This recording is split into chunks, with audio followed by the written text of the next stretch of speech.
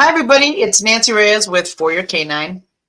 And Lisa Bataska with Canine Defined. Sorry about a little bit of a late start today, but I was coming back from an event, so I had to give myself time to get back. Let us know that you're out there. Today, we're going to be talking about reinforcers. I think this came up, I think Lisa is the one that came up with this topic for tonight. Even though I think we've talked about it before, we haven't dedicated a whole segment to it.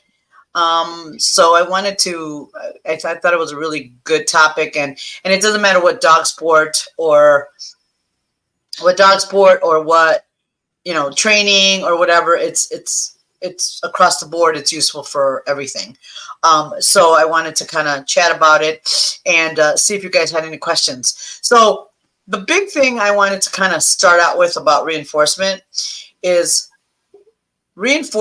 what the animal, whatever animal you're training, finds reinforcing. Wouldn't you agree, Lisa? Because I think everybody thinks, oh, food. Well, yeah, I think a lot of dogs like food. The majority like food. But I think not all the dogs love food. Oh, hi, Ronnie. Happy New Year, everybody, by the way. I forgot to. It already feels like the year is already in full swing. So Happy New Year, everybody. And yeah, so you're right. You're right. I think it depends on the dog. There are some dogs that, and depending on the situation or the circumstances of what you're trying to convey to the dog or get across, if it's a nervous dog, food might not be a reinforcer. It might be touch. It might be something different. So identifying what is reinforcing to the dog is critical. Yeah, food is easy. It's quick. It's one of the quickest tools or quickest things that we can utilize. But I also find that, and you probably find this too, sometimes we become more Pez dispensers versus identifying what we're trying to reinforce. And I think that's a really big thing. And this is where, to me, with training and behavior, it becomes an art. This is where the fine nuances of training and what to reinforce helps you move along in your process, depending on what goal you're trying to go after. right. And so I wanted to, because some people think that food is always reinforcing. Sometimes it isn't. Sometimes food can put pressure on a dog that food can put pressure on a dog that you don't want, and they might have an adverse reaction to the food. You can use food as a punisher, and I've seen people do it all the time. So that's why we wanted to kind of talk a little bit about what is reinforcing and how to I don't know how to better utilize it or how to be better about using it in your training, right? I think everybody it's automatic. And also what we're reinforcing with. I think people get used to using the same thing over and over again. They don't vary it or change it up based on the situation or the event, right? So, for example, they're like, well, he really loves, I don't know, whatever it is. He loves it all the time. But sometimes, every once in a while, changing it up is not a bad idea.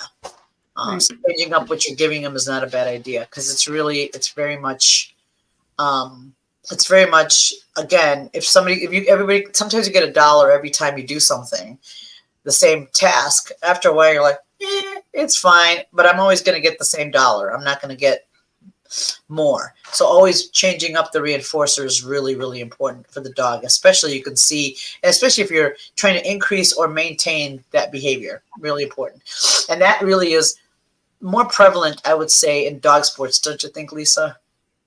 Yeah, I think it depends. What you're trying to accomplish, because I also feel like delivery is part of it, right? Yes. So just being like, "Yay, good job," right? But if I go, "Oh my goodness, look at this cookie! Here it comes, ready, ready, ready, get it!" and the dog's more inclined to be like, "Oh, that was exciting! You got pretty exciting. You're excited about it." And I think the energy you put into it, and we're bland.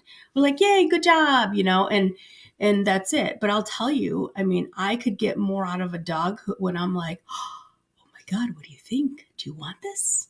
I don't know. It's very valuable, right? And so I tell a story about the one time I remember I was walking with Lucas and had the leash attached.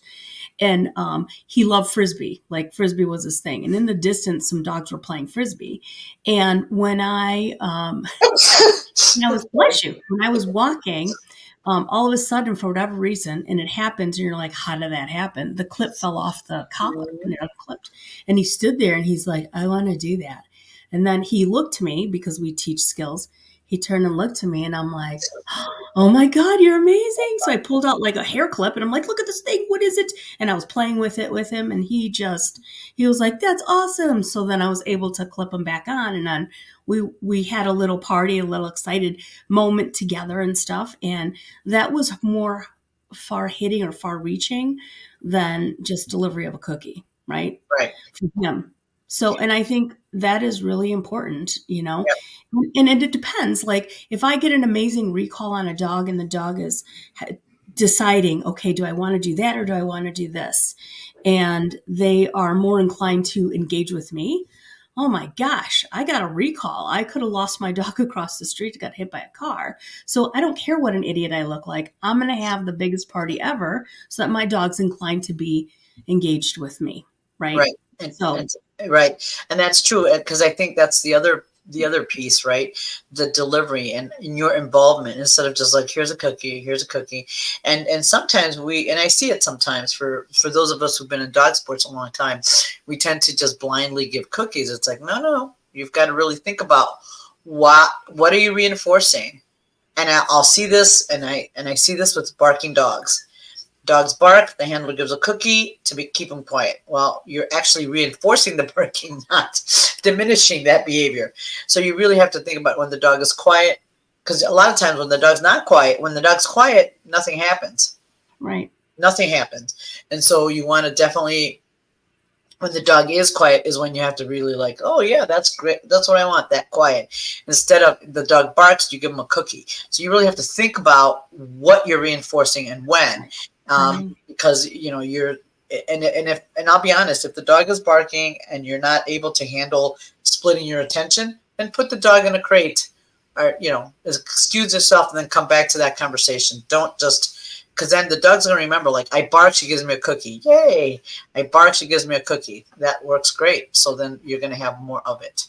So it's something And that you want to really think about it. you can totally see that when the dogs look at you see it, if you're working with dogs all the time, you'll see it. They're like, they look at the person, they're like, do, you can see the little wheel spinning and then, blah, and then good job, good quiet and stuff like that. And the back and forth, it is very, very funny to see that when you're like, oh yeah, don't do that anymore. Stop hitting the button, right? Right. And you're like, pause. And I think that's the other thing, right? Because I think with treat training, we end up notoriously hearing all the time is hurry up and give the cookie, hurry up and give the cookie. But it's not hurry up and give the cookie. I think the pause is really critical as well. So when you mark a behavior, there should be a deliberate pause in between before paying the pup, right? So that there is some understanding of a little bit of maintenance, if you will, of a behavior. And that would probably be a little down the line as you're going through. And so when we capture or we work on behaviors, and we have video we're going to look at, I think too, the initially you're going to reinforce, and then you start to increase your criteria. So then you Right. start changing where you're going to reinforce it. And I think it becomes so, like, we just get so attached to easy, right? It's just got to be easy. I don't want to think about it. But the problem is that reinforcement is a form of understanding or communication. So utilize it as such so that your dog's able to understand what's actually getting paid versus, oh, I just get a cookie for, whatever. So, Yeah, or I bark and I get it. Yeah, and I get a reinforcement. So I think we, in many cases, it's because I think, and I'll use a sit as an example. A sit, you can initially you're going to reinforce a sit a lot, and then eventually you're going to only reinforce the real good ones, right? right. Ideally. But what happens is people just reinforce any old one. So the dog doesn't really know what's good, what's bad, and then we get upset because the sits aren't perfect or they're not exactly what we want, right? Right. Well, Julie had popped in and said, funny how you say about barking. I'm changing my HRD alert to a down because the bark is crazy. And I think that's so relative to the individual dog, right? I mean, Aussies, Shepherds, if you reinforce a bark, you're going to keep getting that. And it's self-reinforcing. I remember with Lucas, I would get so upset because he'd start at the start line for the agility and he's like, yeah, yeah, bark, bark, bark, running. And as he was barking so hard that he was moving forward. So it was technically a broken start line. But when I was in trial, I was like, I gotta go. He's pushing me. And I'm like, since then, of course, I've learned, I'm like, I'm not faster than him. I'll never be any dog. So now it's just a different kind of thing. But you're right, Julie, it is. It can be highly reinforcing for some dogs with the barking. So you want to be really aware of the individual in front of you that you're dealing with. Some can handle a bark, some can't. It's so relative to that particular individual. And Tango finds it very reinforcing. Shepherd. Barking is the best thing ever. Yes. Except when he's supposed to. Somebody comes to the door, not a peep. So that's great. Anyway, so thinking about what you use for reinforcement and managing your criteria. And like Lisa said, it's easy to get kind of lazy about it and not ask for more. So I'll give you a good example for nose work. Some people, the dog, and this is a problem I see pretty common in nose work. The dog finds a hide. The handler usually isn't fast enough to go and get there to reinforce it. So then eventually the handler gets there and asks the dog again. Yes. Where the hide is. No, the dog was very clear and showed you where it was. So you should just get there and pay him at the source. He already told you where it was. What happens is if you ask the dog again to show it to you again, some dogs think they did it wrong, or that it wasn't right, or it was not what you wanted, right? So it's really important that you're really mindful of that. I see it a lot in nose work. People get there, they were late, the dog wasn't, and the dog was pretty clear. The dog was very, very clear about what was there. You know what I mean? So, and that it was there. There was no question. But the handler asking the dog again, so the reinforcement, the dog was clear, it showed you there. Taking the treat there or the toy and reinforcing them at the hide is fine. You don't have to ask him again. It's not like he forgot where it was. He was very clear about where it was the first time. So it's just really important to think. And it also distinction. And it also creates, so like if you have whatever kind of alert your dog gives or you've worked on or what have you, you also see that too, where the dogs get impatient and they'll yell, they'll scream, they'll huff, they'll hit the thing, and you're keep asking, well, all you're doing is heightening the arousal, right? And getting the dog more frustrated. So that becomes problematic. And then you develop issues and they're like, hey, this is how we play the game. And then you get into that vicious cycle if that's not the cycle you want. But then going back and, that's why it's important to get guidance for somebody to help you understand what you're looking at in terms of when your dog finds the odor and when to reinforce. Right. For sure. Because it's like, if the dog was really strong on his alert at that time, that's where you have to read it. You're going to feed him there. Now, if the dog wasn't strong on that alert, then you could probably slow down or just kind of pause instead of asking again, just pause and see if the dog goes back and tells you where it's at. But asking them all the time, and that's kind of brings a whole bunch of other problems that we have to deal with. So if the dog was clear about it and you didn't get there in time, it's not the dog's fault, it's yours. So then you need to be able to get in there and pay. So anyway, that's just examples of where I see reinforcement going awry. And also, and when you have an adolescent dog like I do now, he likes food, but my female lab loves food. She's very, very, she's all about it. My little male lab likes food, but not that much. And if he really doesn't want to do something, he's not gonna. So you see how food isn't going to work for that cat, for that dog. And so it's one of those, so it's like, okay, so I've got to be a little bit more, I got to think outside the box a little bit more. He's very oral, so toys seem to work a little bit better for him for certain things that he doesn't like. And that's the other thing, the variety of reinforcement. Sometimes food doesn't work for everything. Sometimes you might use other things. And the dogs do tell us what they find reinforcing. They really do. They're very clear about it. And those of you who use food, it is a good idea to rotate what you use for treats and and introduce different things. And I know it's hard with dogs that have allergies, but I highly encourage you to do that. And so, because and this is what's hard about it. We have to think about it. We like to be able to just go, hey, let's just grab this and go. And the dog may like it, but it becomes boring after a while when you get the same treat all the time. Right. I think too, when you talked about what the reinforcement is, the reinforcement needs to match the task at hand, right? Because if the reinforcer is too high, then you have over arousal and you're not at optimal learning. So that's the other piece of it, right? So, because I can get my dogs to, and this is where I like to play the game that Suzanne talked about, like the up and down, the on off game, which is comparable to the the freeze dance game for kids in school, where you get excited and then you learn to control yourself, right? So play, Oh, sorry. play, stop. Can you do something with precision but appropriate amount of arousal? And I think that's where people get stuck too. Sometimes the dogs get over aroused, right? So maybe a tennis ball is too much, but a tug toy isn't, or a treat isn't, right? Maybe rolling the treat or tossing the treat, go get it type of thing is a problem.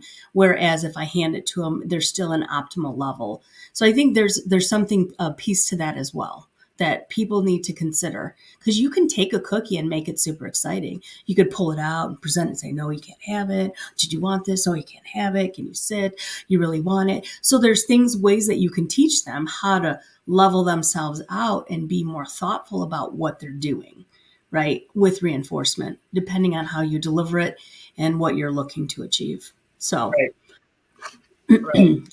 All right. So now we have video. So Lisa, you had the Bodhi working the two toys. Is that what you wanted to? Yeah, I think let's start with do the Bodhi recall to hand using one toy.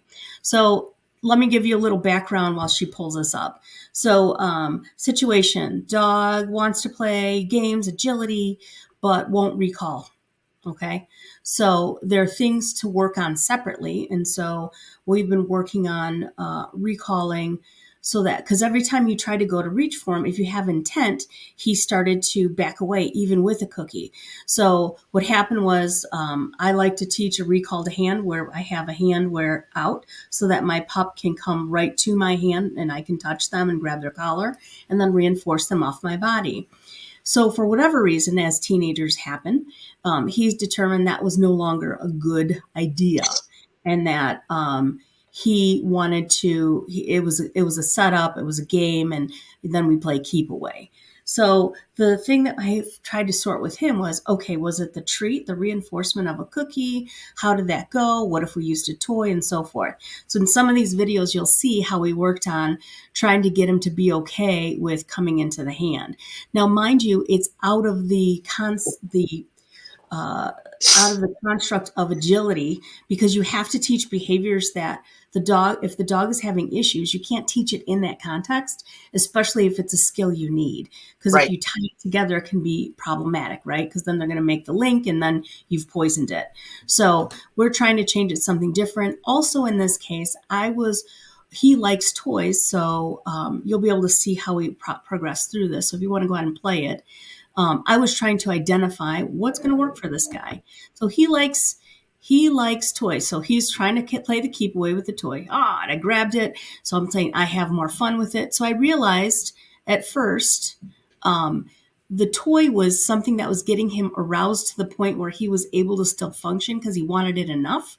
And the cookie was not working at the time. So I'm like, get the toy. We played tug. This little guy is a little sensitive to handling. So I offered my hand for him to touch it or interact with it at all. And then I said yes, and he grabbed the toy, and I removed the pressure right away, because the intent of touch is really concerning for this little guy. So Yeah. Right. Yeah, he goes, I don't want to touch your hand. I'd rather hit my paw with your hand. Right. And that's okay. I was like, I got to start somewhere, right? And I got to develop a relationship here. And so you noticed anytime I touched him, he kind of pull off. So I'm like, yeah, now I wanted him to hit it harder. And Yeah. so then I started to really increase some of the stuff to get him to a point where he was jamming him. And then I took the pressure off and so forth. So in this case, a couple things I'll point out. One is it was his choice to decide to come to my hand. I had something he wanted. I said, "Can you do this thing?" He said, "Sure." I'm not a fan of it. And now when I do it and he has what he wants, he's still clear. And all of this is just information to me. It's not right or wrong. It's information about how I can dissect and help him and so forth. He's like, "I want the toy." Yeah. So if I can interject here, because what Absolutely. happens, it looks like he's just playing with the toy. Mhm. No, he's very deliberately not wanting to go by nearly to her Right. hand. He's very clear about not wanting to do that. So then she just steps in, and Lisa, when Lisa says, taking the pressure off, what she means by that is she's tossing the frisbee away or the treat away from her, right? Because what happens is we tend to want to keep them there and keep putting Mhm. that pressure on the dog to Right. then do what we want. No, take the pressure off, and then you can put it. It works. That particular technique is so effective and works so well. I just don't know why, because people tend to keep the pressure on the dog. Well, So it's because toss the we're toy, tied to a goal, right? And so we right? want to hurry up and get the goal. But some of this stuff is all legwork that you can do outside of classroom or outside of whatever. Yeah. So I realized, I'm sorry, go ahead. You were going to say something else. No, and well, and then the thing is, like, this coming to your hand is super important for a lot of stuff, not only dog sports, but for other things. And the dog that doesn't like to be handled, this is a really, it's a big deal, right? If you can't handle them, or they won't come to you, because this is what happens. This is where you recall. They might want to come to you, but because of the touch or the kinesthetic thing, they are not going to. And that's where things. It's like it looks like they don't want to come. It's not that. It's just that they don't want to be handled. Right. So in this case, one of the things that popped, he likes toys. So I'm like, okay.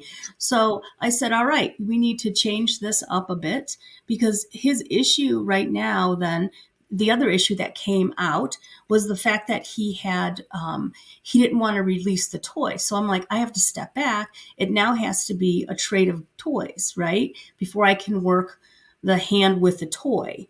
So I'm piecing apart, taking apart to identify how to address this particular issue for this individual dog. And so in his case, he said, "I'll play toy, but I don't want to bring it back to you," type of thing. He's just not into that. So then the next video we actually did, I think it was the two toys. Yep. Yep, Bodhi with two toys. So we did the two toys. So I had one, and I went back to this because this one I didn't let go of. But when I released it, he had a choice to touch my hand or not. He's like, "Oh," and he's getting tired, but see how he's like, "Oh, okay, I'll touch it." And I took anything. So I had loose criteria here was just engaging with the hand. Then you get paid for it. So in this one's a mixture of playing with a different type of toy and then also engaging with two toys because I was like, I need to cover this one. So here's my two toy where I said this one's more exciting. So he will follow the motion of the other one. Good. And then I took the other toy away and I was trying to, and this is lumping, just so you know. Yeah.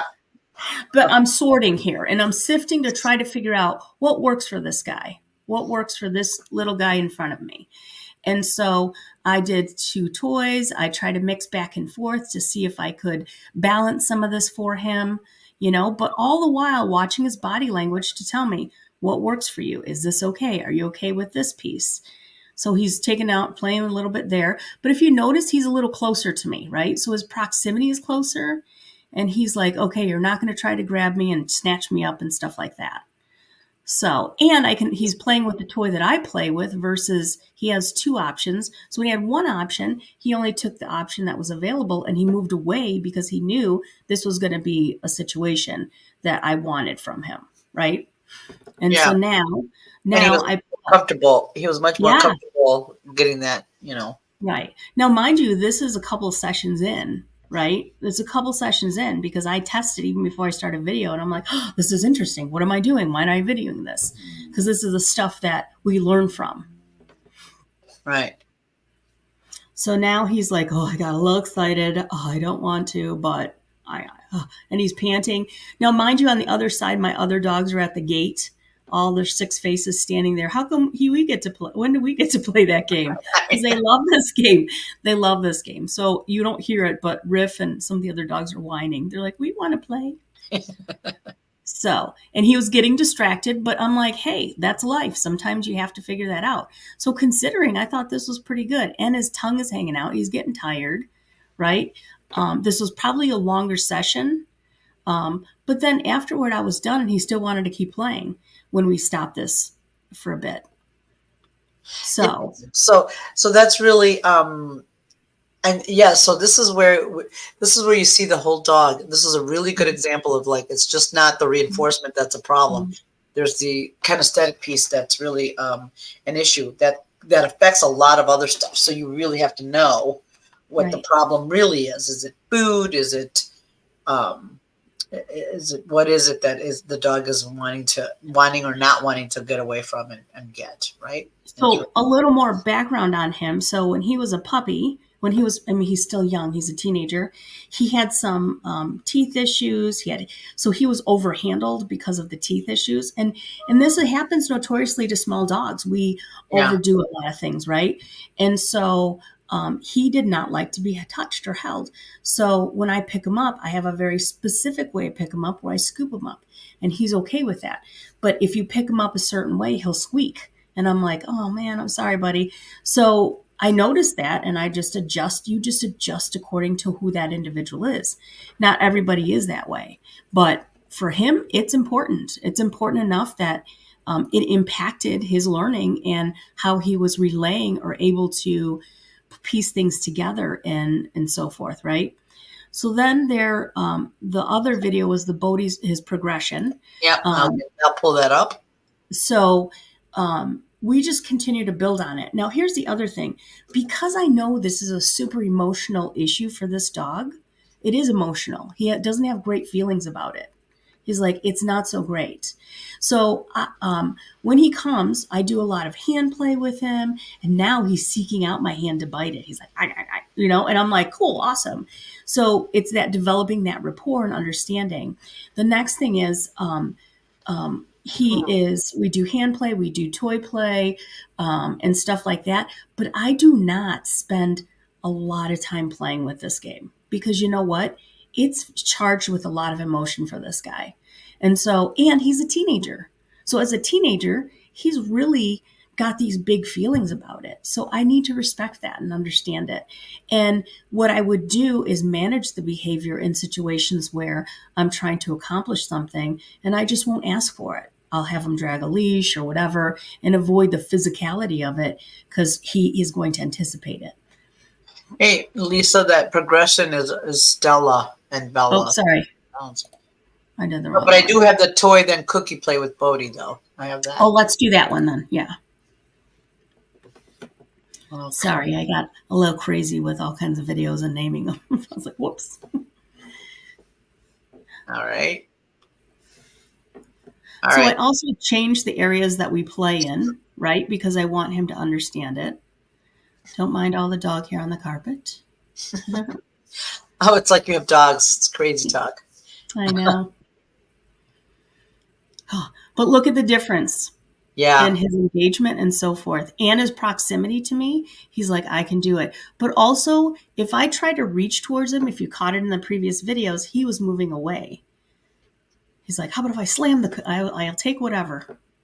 And then I started asking for more duration of coming up to me and maintaining that connection. He's so cute. He's very cute. So it was interesting when he first as a puppy, the video or the information I received about him as a puppy, like from the breeder, was that he, see that? I touch him, he's like, stop it. Yeah. See? So it's still a big issue. So anyway, and then he up on the thing, he's yelling at me because look, there's food now. He's like, I want food. I'm hungry. So I had to switch I was like, all right, how about this? He's like, no, food,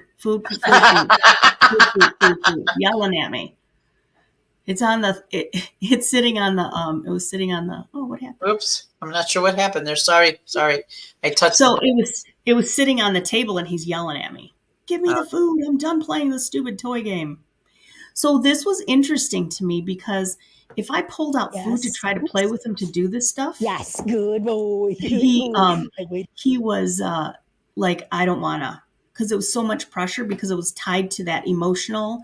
And this is where Nancy was talking about how cookie can be aversive. If I don't pay attention, in his case, he was like, no, I don't want the cookie. Yeah. And so he would move away. And so I thought this was a really interesting demonstration in terms of reinforcement, use of, and so forth. Now he's like, the food's up there. Hurry up. I'm hungry. Now, mind you, he also went through a little weird, and he kind of goes through it where he's like, I don't feel like eating and stuff like that. And I don't know how much of it was tied to some of his teeth issues that he started having. You know, the little dogs are just terrible with teeth. But I started noticing a smell because he's come to me for quite some time. And I was like, that's not normal. So he ended up having to have teeth pulled because they didn't fully fall out. And yeah. So he was handled a lot, right? A lot. And he would fight. So he's like, yeah, I can do this. Ha-ha. And so then he was like, what else can you do? Can you do this? So then I tossed the cookie and played. He's like, yeah. Yay, good. So this is the first time we're getting him coming to my hand for touching or anything like that. And again, I lightened my criteria because I changed my reinforcer, right? Oh my God, what are you giving him? Like Charlie Bear or something? Oh my, no, he's a Papillon. He's tiny. I think he's like, everything's like a huge boulder in his mouth, right? Yeah, wow. And Riff, my guys are the same way. Yeah. So the other thing you guys need to, like, the tossing them the cookie for some dogs, it's very exciting. They really love it. I use, for elevated hides and nose work, my female lab finds if I drop the cookies from the elevation of the, up high, she thinks it's the best thing ever. Yeah. She really enjoys it. Where my shepherd thinks it's stupid. So, he doesn't like it as much as she does. So again, just because it works for one, it doesn't mean it works well for the other. So it's really important that you assess it and see if they're. So yeah, and he's giving her a lot more duration on that hand touch with the treat with the cookie. Good boy. Yeah, so it's a slow progression. I mean, it's not something that like I said, I don't spend tons of times doing this because when we do it, he's got to be in the right frame of mind, and I have to be willing to flex at that time. So I don't ask for it if I can't commit to that for him. Otherwise, I'm doing him a big disservice, right? And he's hanging out a little longer with it too. Yeah.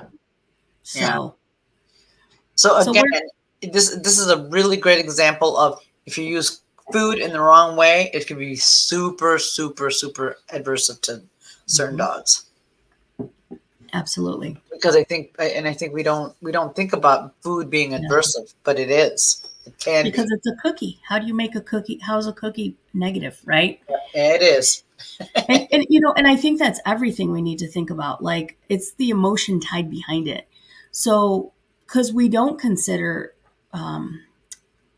we consider it for ourselves, but sometimes we go over it. Like going to the dentist or the gynecologist is something to do.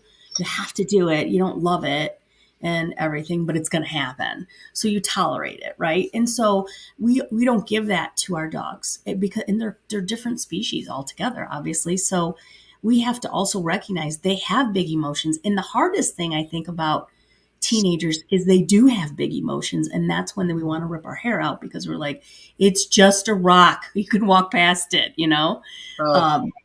that type of stuff. But the other thing I wanted to talk about too, and I didn't do Julie was asking about to explain what you do when the treat is elevated hide one more time. You drop the cookie on the dog's head, or right? Yeah. So let's say the hide is up here. You drop the treat from where the hide is. It's usually if it's like really high, you just toss the treat down to the dog and she catches it. She loves it. She thinks it's the best thing. It actually changed. It was a game changer for our elevated hide. Doesn't she then hold longer, right, and wait? Oh yeah, she's like, it's up there, and she goes, I want that cookie to come down. That was so fun. She finds that, but she also finds treat tossing a lot more fun, like in general. Anyway. She likes the movement, though. She's more of Yep. a visual dog. Yeah, which is so interesting because you would think the shepherd would like it more, but no. He doesn't. And it all goes back to who the individual dog is. So Yes, going back to some, right. you know, everybody is so different with this. And so what's interesting is and I have tons of video on different things working with the dogs and playing and so forth. And I think that's the other thing you have to remember. Reinforcement should be fun. If Yes. it's not fun, For all involved. yes, if it's not fun, then you're losing the point. And the dog is not making the most efficient connection that they can make in terms of learning, right? And I think that, you know, I mean, you have to have fun. And we feel stupid if we go out there and our dog does a, you know, so Riff, for example, my little Pap. So I do a lot of hand games and I'm going to get you and the recalls and stuff like that. And I'm going to take your toy and all that fun stuff. And he loves it. And so I'm like, are you ready? Sit. Okay, I'm going to get you and stuff like that. Or, and this is personal, I'm sitting in the bathroom on the throne and he stands and he's like, look, I'm sitting. And so then I'm like, oh, did you want a piece of toilet paper? What did you want? Can you sit? Can you hold it together until I say get it? Right? And then he gets it, he shreds it, he's like, do it again. And then he sits and waits his turn again. So things like that can be utilized as reinforcers, right? Shredding things. He loves it. That's a thing for him. Not everybody does. Some dogs don't. Like my Dutch, she loves to tug like nuts. She's like, I want to rip your arms out of your socket. That's fun for me. Not fun for me, but it's what she wants. Yeah. I'm like, don't break my back. It hurts. But whereas my Border Collie is the same way. He likes that whole buildup, like the super intense eye contact. Ready, set, get it. And they all go nuts. Border Collie. Of course, right? Well, Whereas what's interesting, there's another video, and you'll take a look at it. And I did it because I was trying to demo a toy play on a dog, Pan, when I first got her, Perry. And I look back now and I'm like, look what I missed. That's why she's not big into playing toys with me. She never really wanted to. So that's a video I want you to show, which is really interesting. which one? The one, Pan? It says playing with toys, Pan. Yep. So, and then the other thing is my shepherd finds touch very reinforcing, quite the opposite of little Bodie. He finds touch as the best thing in the universe. He thinks it's wonderful. So right. he wants, speaking of which, he wants to be touched right now. Right. You know, and I think those are things to pay attention to, right? Yeah, he does. He's one of the few dogs that I know that finds praise super reinforcing, like a lot. He wants to be handled, touched. The more you touch him, the more he wants it, right? Where my lab is like, I need treats. Right. Yeah, you saw she really wasn't. Yeah. Yeah, she's like, what is it? And then she wanted to play, but then here's the other thing. So then I probably introduced the release too soon, the grabbing, the touching, because she is a bit sensitive with people overall. So, and here she is 6 months. So she's again in a time of big feelings. She wanted to chase it and stuff like that. So, hello, look what I did. Too much, too soon. Criteria, too much. And then I was trying to do this and stuff. And she's like, no, give it to me. And she'll play a little bit. But honestly, she doesn't play as much with toys as she does she likes a ball. That's her thing, you know. But I also know the reason why is because I probably put too much pressure on this. And you know what? We all screw up. It's what happens, right? It's why we do what we do. You learn to get better. That's the whole point of it. And so in this case, if you see me reaching for her, because she also is very kinesthetic with stuff, she's not a super big fan of it, but I also attribute it to her lack of sociability around people. Like she's not super people-y. She's like, hello, don't touch me. And that's it. And then see how she moves it away. She drops it easy, stuff like that. So then I started adding rules too soon. And then she's like, this is stupid. I'll just scratch my butt because I don't know how to do this. This is weird. And I'm like, come on, let's play. And she's like, I don't wanna. yeah, You keep yeah, taking it from me, right? And I was looking at this, I'm like, damn, what the heck? You missed it, right? yeah, And so it was information to me. So I don't add those pressures on you. Hi, can you stop being weird, please, Mom? Right? And I'm like, I'm sorry. Okay, take it. And then I just let her win because she was getting super, she was getting worried. And here's a perfect example: applying too much pressure, asking for too much too long. And the dog's like, yeah, too much, gotta go. I'm going to do something different. yeah. Right? Yeah, she wasn't into it. Yeah, because this is a really great example of, oh my gosh, it's like what we think they should find reinforcing is not what they really find reinforcing. So you have to think about it. Is it petting, touching, food, toys? You should try all of the above. Some dogs might like all of it. But there's going to be one they always prefer over the other. Always, always, always. It's just what it is. You just have to figure out what it is. And I think that's what we get a little lazy because with food, it's easy. Easy. Food is so easy. Right. And I think we tend to not want to go do that extra work to figure it out, right? So it's just something to consider, right, about reinforcer. And then the other thing, just know whatever you use for whatever is you have to fade it at some point, Right. I mean, not really so much depending on the sport you do, because in agility you can use a toy at the end, and in nose work you are able to reinforce in real time at the trials, but some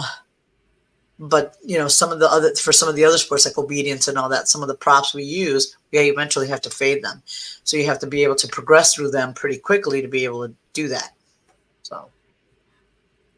Yeah. So, I mean, and this is just information, right, about what you're doing and how to incorporate it and use it to the best of your ability in terms of who your dog is and so forth. Right. So the other thing I do like a lot is impulse control stuff. Once you get the dogs dialed into playing and so forth, the next thing is, can they start to, like Nancy was saying, fading some of the stuff out. So I did, there's another video of Ivy. It's called Emotional Regulation, I think. Yes. With Ivy. In that one. Yes. And so, the only time I really engage, this is an intense engagement with a dog, right? So it's not something I do with all dogs. You have to develop a relationship with them and so forth. But in this case, so with Ivy, I was trying to demonstrate how to do how do you get excited, come back down, starting to ignore the toy and so forth. Now, mind you, she's older, so she knows some of this stuff. And so I have two toys, we're playing tug, we're getting excited, blah, blah, blah.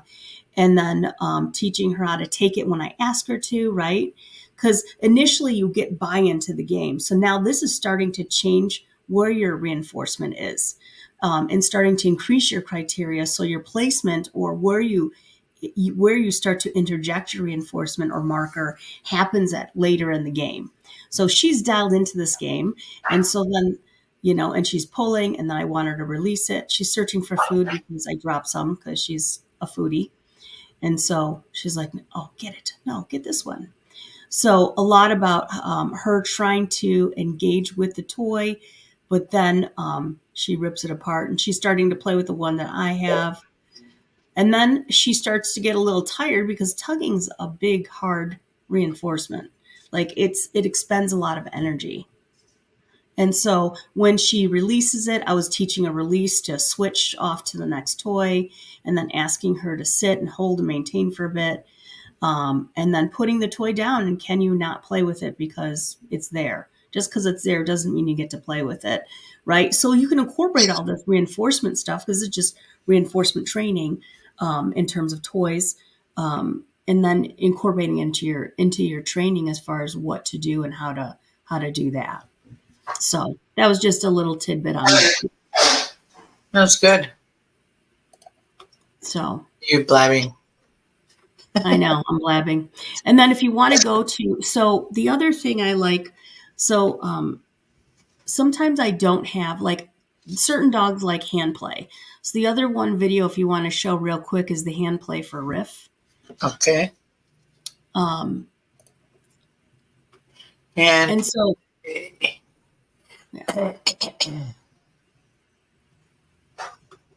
so it's just a way to bond with your dog, right? To play with them. And I think that's could be another live as well, is just learning how to play with them, but then getting certain behaviors using this play or this type of reinforcement. So identify what works for you and your dog, right?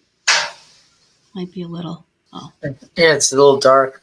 Yeah, it is a little dark. So he likes to grab, so he'll grab my hand and he latches onto it. If you could see, he crosses his Oh my little paw God.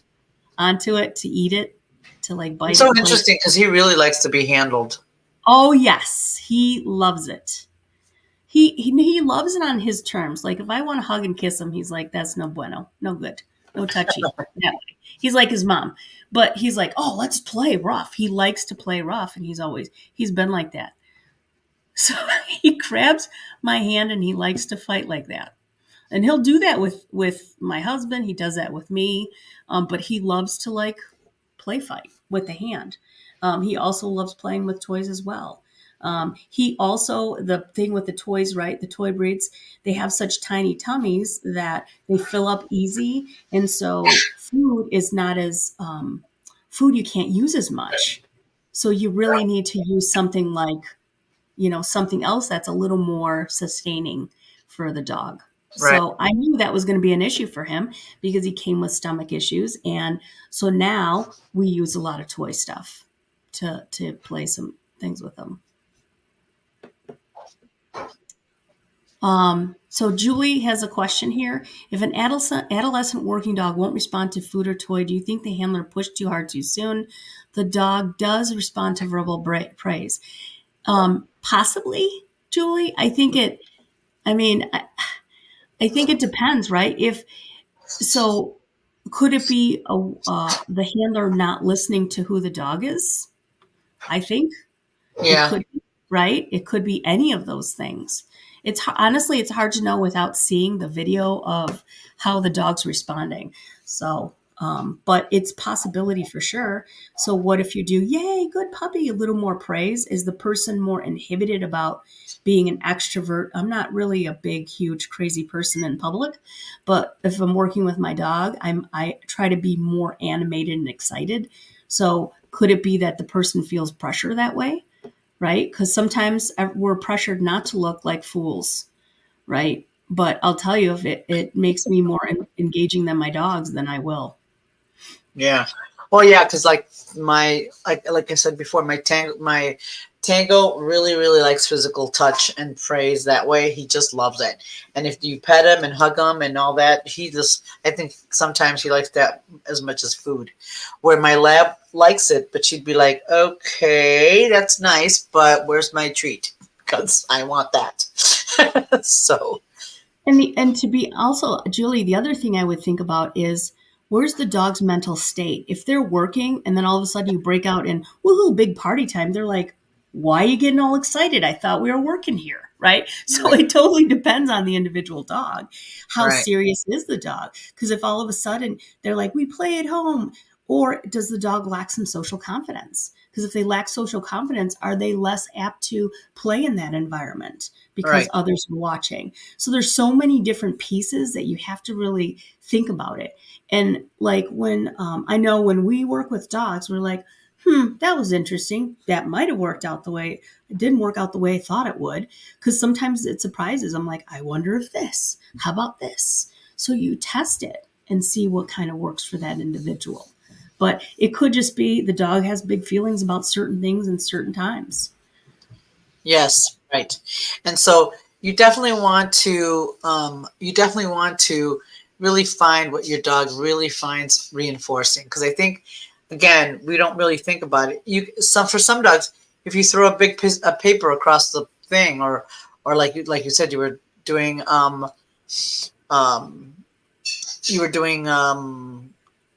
toilet paper to tear it up and stuff. It's like it's okay. to use different things and kind of think outside the box. I know for trials and stuff, it's different. And also as your dog matures and gets older, it also makes a difference, right? It makes a huge difference because what the dog might find reinforcing when he's a young pup is not what he's going to find reinforcing later on as he gets older. So, Right. Yeah, that definitely changes for sure.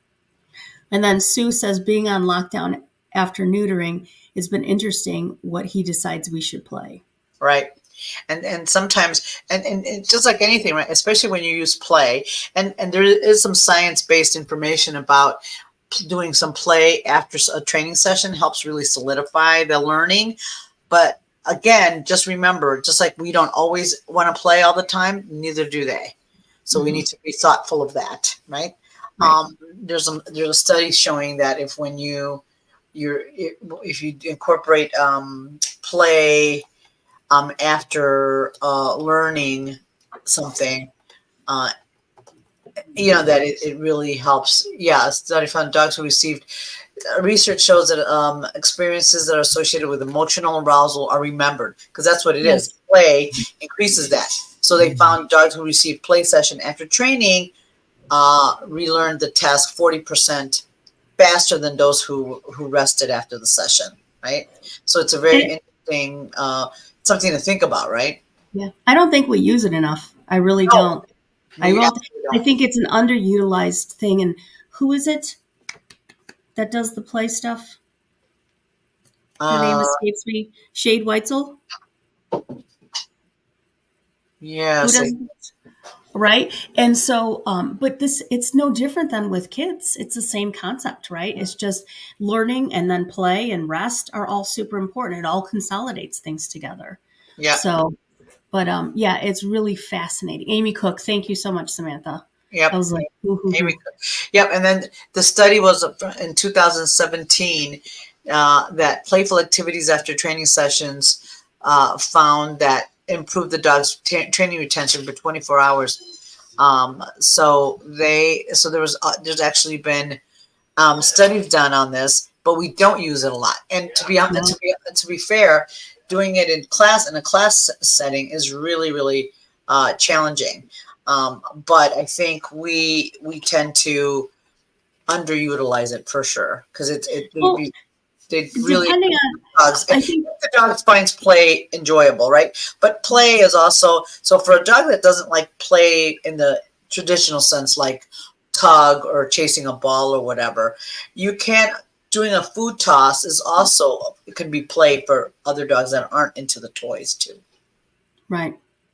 Right. Or you can, things to think about in terms of getting creative with that reinforcement or utilizing something that like play for specific dogs that really like that. You can be like, yeah, let's go back to our thing, run back to your area, play with them, feed them, whatever, go somewhere else where there's less stress if they're environmental, you know what I mean? And then engage them individually and make it more of an intimate thing. Right. So, and I think you have to get creative. Like when you're working with dogs, if you want to get the best out of what you can, then, it's going to be critical to think outside the box. Right. And the other thing is, so a lot of academies or training where they teach you how to be a dog trainer, what they do teach you is how to the delivery, the ABC, the antecedent, and all that. So that's important, and that's important techniques, right? They teach you the techniques, but they don't teach you how to read the dog. And unfortunately, you can have the best technique in the universe, but if you can't read the dogs very well, there's gonna be a failure somewhere. So, because and I think that has been the bane of my existence. Lisa and I, and I think reading animals doesn't come easy for all. I think some people are just predisposed to be better at it than others. But there's got to be a way to teach it. I just haven't figured out how that is because there's not a real this, then this, then this. Sometimes it's other things. There's so much to it. Like like that little Papillon. Anybody would have said, oh, he's just overexcited or whatever. and they really probably would have missed the whole thing, that the dog doesn't like to be handled. And I have seen it over and over. The dog doesn't like to be touched, so stop doing that. They're like, what do you mean? How could they not like it? They just don't. And so again, and I saw this in one of my students in nosework. She would pat the dog's chest before every start of the search, and the dog would do a shake off every time. The dog was not enjoying that. So I saw it on the video, and I said, look, every time you do this, she does this. So she stopped doing it, and she just did she changed her start line routine. It was like magic. The dog was like, oh, thank God. She's not going to be all handsy, because some dogs don't like it, right? Well, yes. And the other thing too is some people are like, well, they have to get used to it. And I'm not going to lie. I used to be like that. I used to be like, well, you're just going to have to get used to it. But since then, since I've grown and matured and realized, the things that I don't like, I get to choose to move away from. Like, if you're, in a situation where I'm uncomfortable or whatever, I can choose to move away from it and avoid those situations that make me feel uncomfortable. Our dogs don't get that option, right? So I think, all these things at play when you're working, this is where, to me, training and behavior become very nuanced, right? Yeah. And you have to be able to flex in the moment and say, oh, I wonder.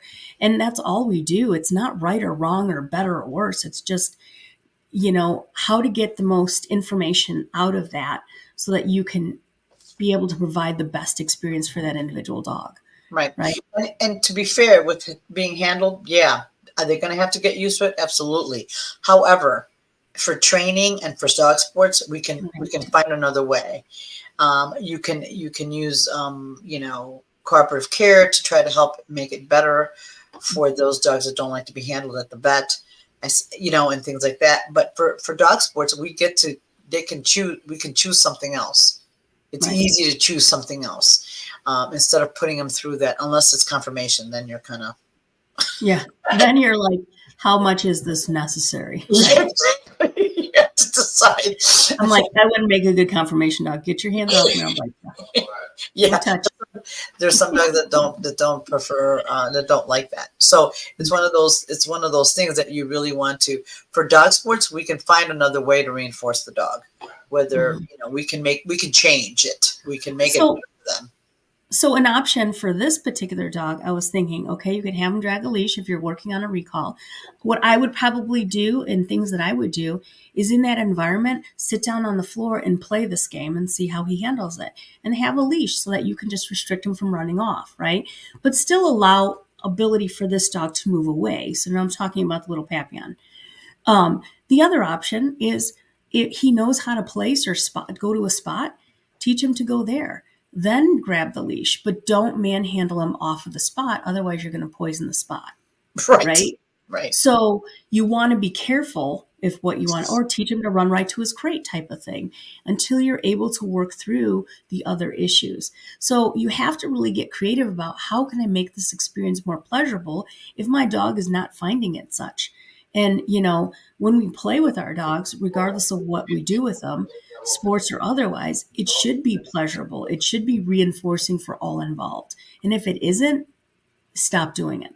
Like there's no point for it. So anyway, I just love this part of it because I think it's something that's very, we don't really sit down and break down enough. Like, why are we doing what we're doing? Is it providing the same outcome, or is it, how do you get better at it? How do you make this change?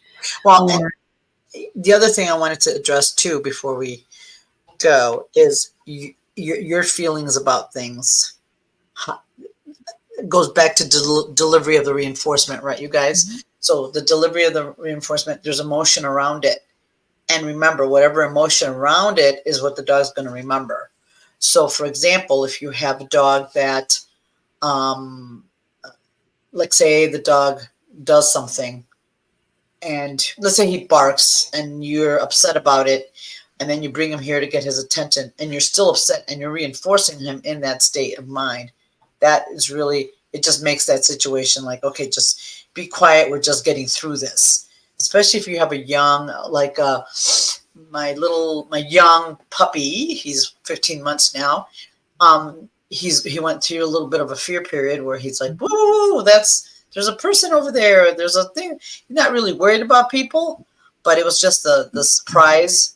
So it's like, I really work hard not to make that a big deal.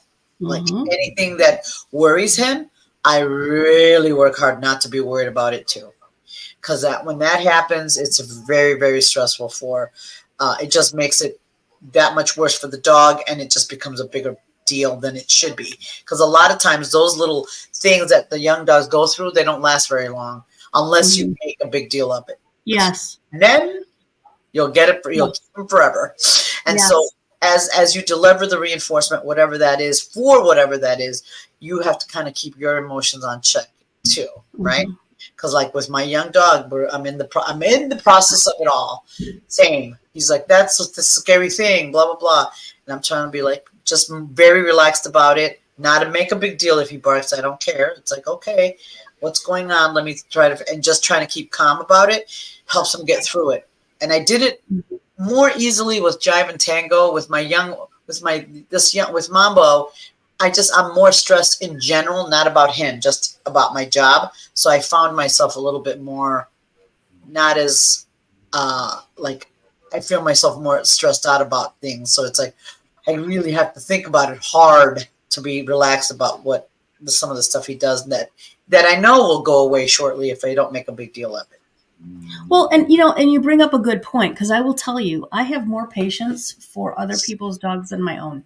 I'm not going to lie. I mean, it's true. I'm like, you should know this. Why are you acting like that? Knock it off.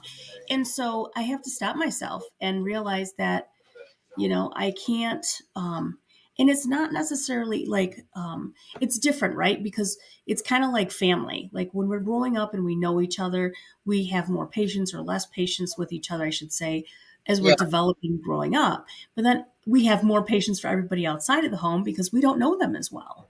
Right. So, I have to sit and remind myself, all right, they're still learning, but I still truly love sitting and engaging with them this way because I feel like such a connection. And with any other dog, it's different because I'm like, who are you? What are your needs? And so forth. And so like sorting through this with Bodhi, for example, it's very, as a trainer, like when you're working with dogs or people and stuff, sometimes we get caught up in just the rigmarole of going through the motions. But when this happened, like with this, I'm like, oh, this is so cool. I just loved it. It kind of re-energized me in terms of, really sitting down and saying, this is really important. And this is where my heart is. And this is what I need to follow with it. And this is stuff that is really critical that we don't consider, and we need to stop and think about it. So, but you're right. I mean, I have less patience on certain things, and then I have to reel myself in. Hey, relax. It's not that big of a deal. Nobody's dying. You're not getting bombed. It's fine. And I'll be honest, dogs that bark, whether for whatever reason, it's like I'm a lot more chilled about it than I used to be because dogs are going to bark, right? They're just going to bark. It's okay. It's not a big deal. It's one of those things that is just it's a part of life, right? You just don't want it to just go on, and you want to be calm about it so that the dog's like, oh, okay, it's not a big deal, right? And so, especially those things that can become pretty big problems later on in their life, right? And so, one of the things, think about the reinforcers you use, and those of you who do multiple dog sports, you can have different reinforcers for different dog sports. You can use a toy for one, food for the other. Petty for, whatever. So you don't have to use the same thing for every dog sport. You want to see what that requires. You really want to think about that. But flex, right? Because be willing to flex. I think that's what we have to. That's the one thing I've learned from dogs is they flex with us, whether we want. They do it whether they want to or not. There's no motivation behind it. They flex with us, and we owe it to them to do the same. Like truly we do. Like we need to be as flexible about them, like in their needs in the moment, and stop being so, into our own, because in the end, they don't live long. In the end, it's Yeah. what gives us happiness, right? And to me, it's like I love to figure that out. Like, what can I do, and so forth. And that's kind of I stopped making a bunch of resolutions, but that is one of my resolutions because it is near and dear to me. And I need to learn how to be a little more flexible and live in the moment more like my dogs. Be more present, Yes. especially as you're using your reinforcement. And that, as easy as it sounds, it is not. Being in the moment while you're delivering your reinforcement, and then that particular is very, very challenging. I'm not gonna lie, but it's a goal. I think I challenge you all to try. I know I am, because my young dog, I love him, but not all the time. Some days I just Teenagers, yay! just and for me, because he's still growing and developing, I have to be flexible, because I don't know what day he's gonna have, what he's gonna, and where he's at from day to day at this moment. So it's one of those things. It's like, okay, this is where we're at today, and be okay with it and move on, right? Because it seems to be barking. Ronnie mentioned before that barking seems to be the hardest to reward when they're quiet. Yeah, because you know what? When they're quiet, we relax and we forget about reinforcing it. So, well, that's why you want to revisit like the really relaxation protocol and those, right. Stuff like that, because that will help you stay present. Yes, because you have to relax too on that. Yep. Anyway, I hope you found this helpful. I know we'll probably do a part 2 on this one, because this is there's a lot more to it, right? The reinforcement, what's right, what's wrong. It's because I know from a technique standpoint, pretty easy. Dogs of behavior, blah blah blah. But there's so much more that goes to it. Your emotion, their emotion, and also how we're using, how to be mindful about how we're using food or toys or whatever we're using to reinforce the dog, right? Because again, food and toys, it's easier for classes and stuff like that, and also how to incorporate play as a reinforcer for those people, dogs and people who enjoy that piece of it. Right. And one last thing, guys. I know we've asked many times, and I'll continue to ask. Send video if you guys are interested in learning or wanting more information. And we'll figure it in on a topic depending on whatever the topic is at the time. But send video if you have questions about stuff. I mean, you have 3 people 3 different eyeballs on an item here. Take advantage. Like it's, like Julie talked about the adolescent working dog. I'd be curious to see. I wonder. And it's just information. And the more you train your eyes to see these things, the better you get at it. You're like, I wonder. And you don't have to be right. All you have to do is wonder and test the theory. right. That's it. So I'm going to put you guys where you can go in and put your information to get more. We do actually have a schedule for this year, or for the first half of the year, for our Facebook Lives and topics and who's going to be there, and some of our guests that we have coming on. So I wanted you to get on our mailing list. We're only going to use it for this purpose only. We're not going to use it for anything else. So you can, we have a little where you can go in there and sign up, and then so you can get show notes and all the other things that we can, and also we'll be putting a schedule out so that you guys know who's coming up ahead of time. Ronnie asked what the relaxation protocol Suzanne Clothier has. Is called Really Real Relaxation Protocol. It's pretty easy to do, easy to teach your dog and how to relax. We use it a lot. I use it I teach all my young dogs how to do that. The Beagle's having a little trouble with it because she's a busy little thing. But basically I want to be able to go with my dogs anywhere, and they can, if I sit down, they learn how to relax at my feet and just be more relaxed and more chilled. And again, different dogs move at different speeds. Like my Shepherd and my 2 older dogs now that are Jive and Tango, they're 6, are much better at it, but I did it a lot.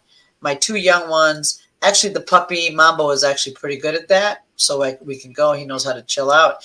The beagle, we're working on it. She's like, oh, what's that? What's this? And to be fair, the place she came from didn't have a lot of stimulating environments, so everything's very stimulating for her. So we're working on it, and we'll get there at some point. But and so it's a really real relaxation. I think Suzanne has a quick little video on it. You can go to her website and you can download it. It's pretty inexpensive, and she walks you through it on how to do it. It's pretty great. Anyway, so I put that in there for the Facebook Lives. We'll get your email. We'll send that out with the schedule that's coming up. We should have that ready in the next couple of days, and then that way you'll know what's happening and when. And because I think we have Sue Sternberg going to be on coming up at the end of the month, talking about nose work. And we have other guests coming on, or that we're working on getting to come on, and so we can all get better and learn and keep doing better by our dogs. Anyway, have a great weekend and week, and we'll see you next time. Thank you. Bye. Bye. Okay, where's my mouse? There it is.